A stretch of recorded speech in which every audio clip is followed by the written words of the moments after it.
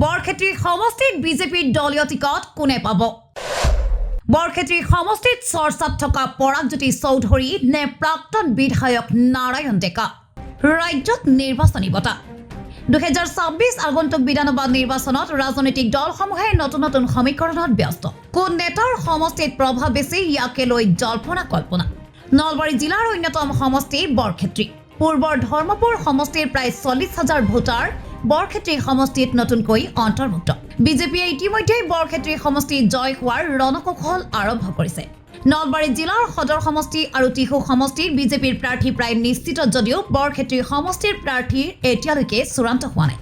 যুৱনেতা পৰাগ চৌধুৰীয়ে সমষ্টিত মানুহৰ প্ৰিয়ভাজন হৈ মানুহৰ ঘৰে ঘৰে সোমাই পৰিছে যদিও ইফালে প্ৰাক্তন বিধায়ক নাৰায়ণ ডেকাই সমষ্টিত উন্নয়নমূলক কামেৰে সমষ্টিত ৰাইজৰ মাজত সোমাই পৰিছে।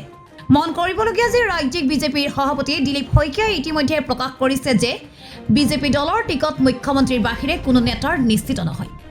তেনে ক্ষেত্ৰত বৰক্ষেত্ৰী সমষ্টিত বিজেপি দলে কাক প্ৰাৰ্থিত্ব প্ৰদান কৰিব সেয়া এতিয়াও নিশ্চিত হোৱা নাই। News desk report 24 Nalbari.